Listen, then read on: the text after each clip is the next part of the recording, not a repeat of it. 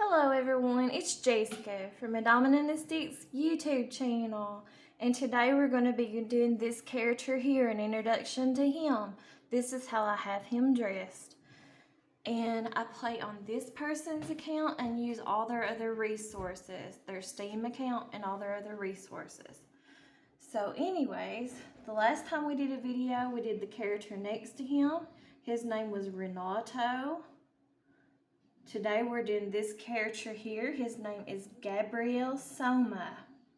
I've got him prestige to a level 4, and his name is Gabriel Soma. Let's get into his biography about him.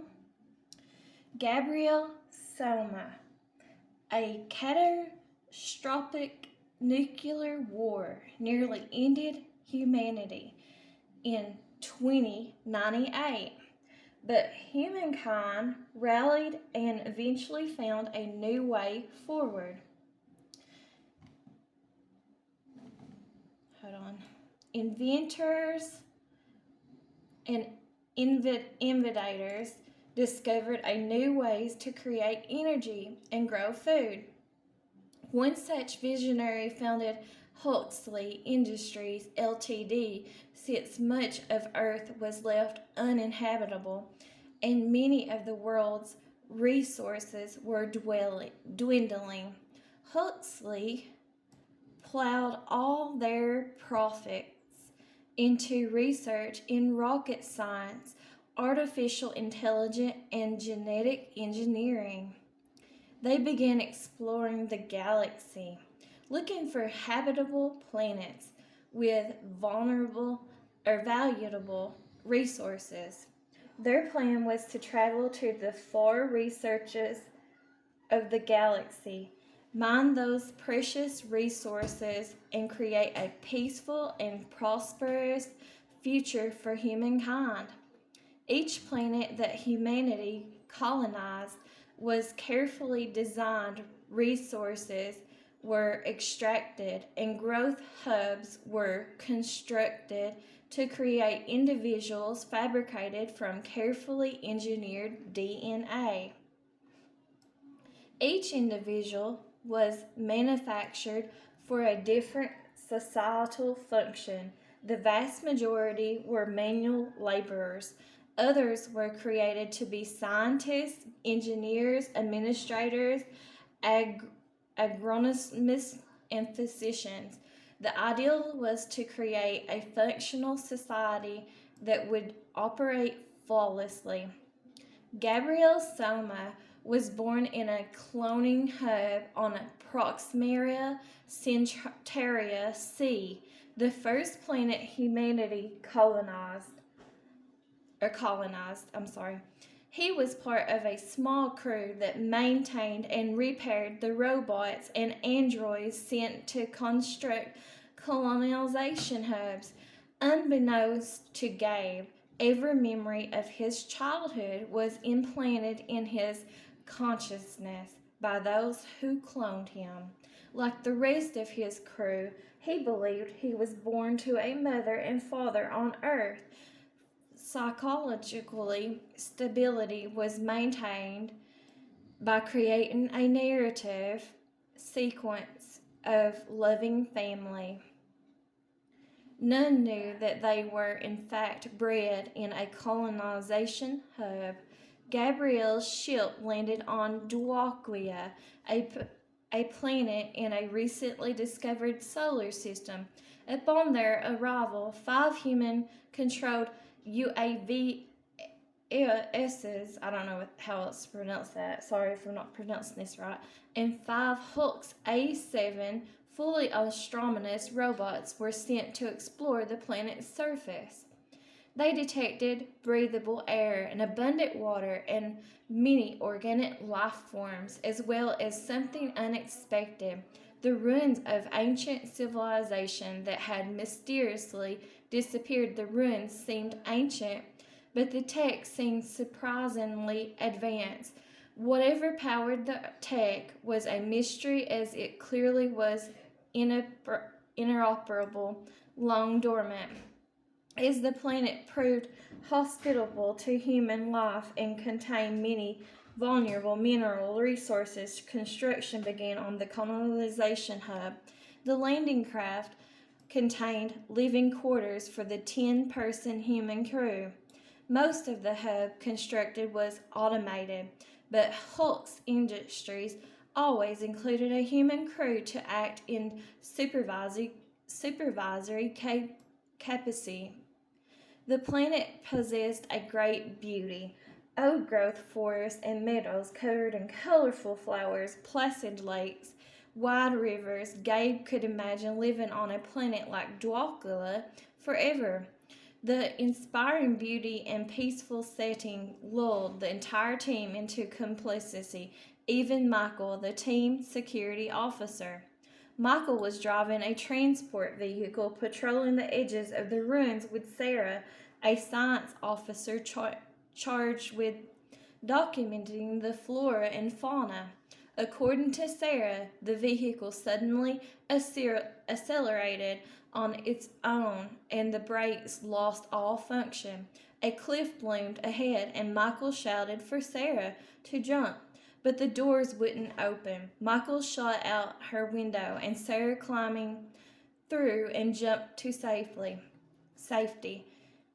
He shot out his own window but couldn't get through it in time. As he struggled to escape, the vehicle rolled off the edge. The 100-foot drop caused the vehicle's fuel tank to rupture. Sarah raced to the edge of her and heard Michael's terrifying screams as the transport vehicle went up in flames. That afternoon, they held a memorial that night. Gabriel had trouble in falling asleep. Sometime in the night, he bolted awake, unable to breathe. His eyes grew wide as his breath grew short. He gagged as hands flew to his throat.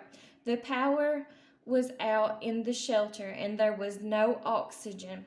Desperately, he stumbled forward through the dark corridors and only survived by manually opening an emergency door with the last of his strength. 6 of his fellow crew members were as lucky. With the life support and ventilation system down, they suffocated in their beds. Only Dimitrov, the medical officer, managed to survive as he had a tank of oxygen nearby, which he also used to save Sarah. Later that day, Gabe received a distress call from Sarah. The transmission ended abruptly. Sorry, I'm tongue-tied, guys. Abruptly. Well, you all know what I'm trying to say, sorry. And Gabriel went looking for her. He found a blood trail that led to her headless and mutilated corpse near a half-built food hub.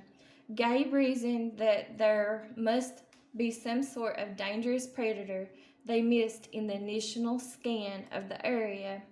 Back at the colonization hub, he studied the logs in the main server to see if they missed anything in their initial recon. Instead, he found something even more troubling. One of the Huck's A7s apparently took control of the transport vehicle and shut down the life support system on the landing craft. Gabriel searched the compound for the errant Hucks and found it in the cloning hub. The robot was covered in blood and held the science officer's head by the hair. The Hucks apparently had extracted DNA and was using it to create what seemed to be a new body. Instantly, Gabe gave the robot an order that was ignored. He assumed the robot's source code was corrupted. But when he plugged his scanner into the memory core, he discovered that the original code had been replaced by something completely incomprehensible, written in an alien language he had never seen before. Clearly, the Hucks needed recalibration. But when Gabe tried to do just that, the hooks released a surge of power that fried all the equipment. When Gabe attempted to remove the robot's power supply, the hooks grabbed him by the throat and threw him 10 feet across the laboratory like a rag doll. At the sound of the commotion, Demetriel rushed to see the hooks approaching Gabe. He commanded the hooks to power off, but it turned slowly and marched toward him as he yelled codes that were supposed to deactivate the faulty tool. The hooks stared at the shouting officer for a moment, then punched a hole through his chest and pulled out his beating heart. The medical officer fell dead, and the hooks extracted blood to add to its design. Gabriel quickly gathered himself and bolted out into the alien forest, heading for the fuel hub. Then he found a length of steel pipe, hid and waited, but the hooks never showed up. Day gave way to dusk, and Gabe began to shiver as the sun fell behind the hills. He heard the doors hiss open and watched as the clanking hooks emerged. It had fabricated a new body for itself. Part flesh, part silicone, part human, part machine, massive, powerful, beautiful, and majestic like an ancient god. Gabriel tried to sneak away, but the hooks heard him and quickly trapped him behind a hydrogen generator. Pinned, Gabe spotted a liquid hydrogen fuel tank and used the pipe to smash a valve open.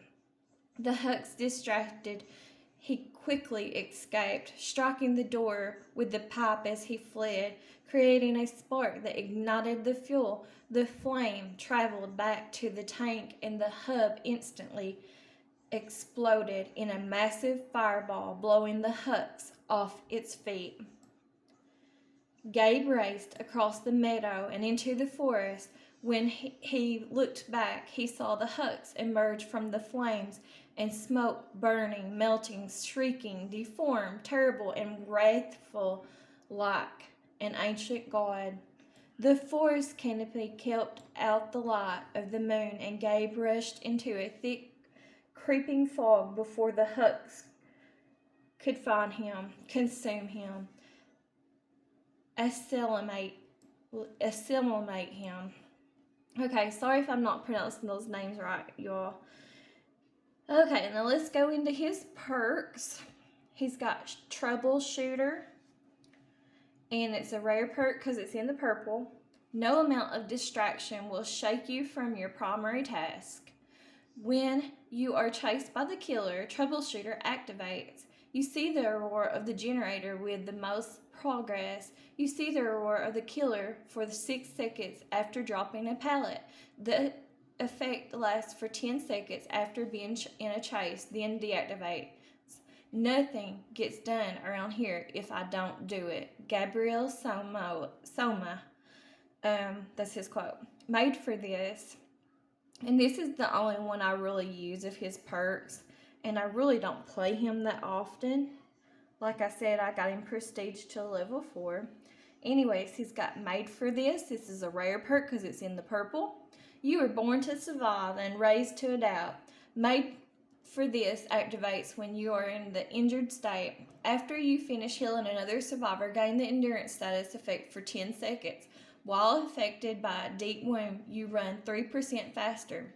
Endurance prevents a survivor from being downed. Inflict a deep wound instead. Deep wound will put a survivor in the dying state unless it is mended before the timer runs out.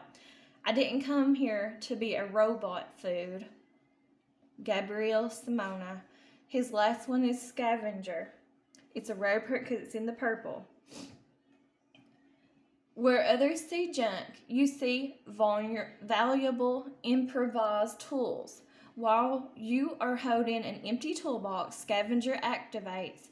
succeeding a great skill check while repairing gains 1 token up to 5. When you reach maximum tokens, lose all tokens and automatically recharge your toolbox to full. Then your generator repair speed is 50% slower for 30 seconds. This perk grants the ability to rummage through an open chest once per trial and will guarantee a basic toolbox. It's amazing what people will throw away around here. Gabriel Soma. Let's look at his customizations. Sorry, my eyeball is itching. I gotta scratch it, y'all. Sorry. Okay, he's got EVA suit. He's got primary exploration suit. Optimization gear. Adept crew member. Gabriel Soma, that's what he originally comes in. Honest crew member. Kind crew member. And loyal crew member. I think I have like a combination outfit on him right now, and a lot of stuff I've earned for free just by playing like the events and stuff that's went on in this game. Okay, let's go to his loadout. This is the perks that I have on him. That's what it kind of looks like. And right now the blood moon is still going on, that event. And here's his blood web. Like I said, I don't play him that often, so anyways, I appreciate y'all for watching. That was an introduction to Gabriel Soma. Thanks for watching. Talk to y'all later. Thanks. Bye.